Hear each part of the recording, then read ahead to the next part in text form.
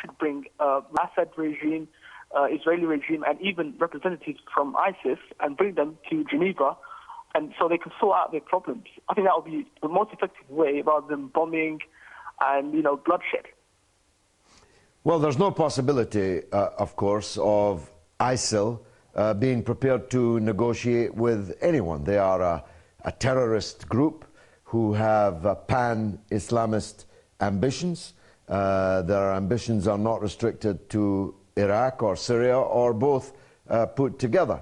They have demands. Their demands are that every Muslim in the world should pay bayah, should pledge allegiance to this man called Baghdadi, and that every country in the world should be a Muslim country, even if the only way to achieve that is by the sword.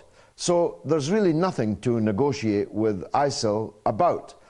But the suggestion that you made of negotiations is, of course, vitally important. And there were talks in Geneva, and they were wrecked by the Western-backed Syrian opposition. It's time now for the Western countries, who are alarmed, they say, by ISIL, to force the Syrian opposition back to Geneva to negotiate an end to the war in Syria, because that's the only way that we're going to begin to put a cap on the horrific violence that we have seen. But something you said, and Mohammed before you said, is true. You cannot kill an idea by bombing and shooting. You cannot. But that doesn't mean you don't bomb and shoot.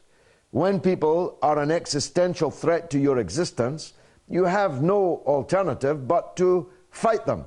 And that's what has to happen with ISIL. But you're right. The swamp of hatred out of which mutations like ISIL, like bin Laden, have emerged is the swamp that has to be drained.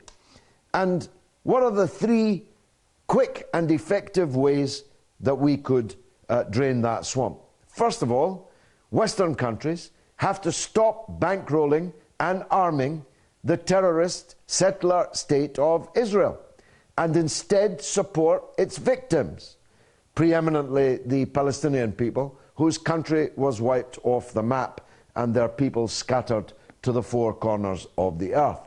The second thing we need to do is to stop invading and occupying and bombing Muslim countries, because that only generates more and more extremism. And the third thing that we have to do is stop propping up dictators in the Arab and Muslim world. Because if we didn't prop them up, they would fall, and they would fall to their own people. Who knows what the outcome would be? You might get a government you don't like, but it would be their government, and therefore it would be a stable government, and a government with which you could do business.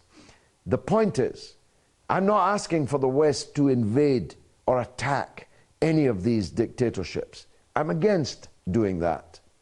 I'm not asking us to do anything to bring about these revolutions that are vitally necessary, other than to stop doing what we are doing to prop them up. Stop giving them money, stop giving them weapons, stop giving them diplomatic, political, and media support.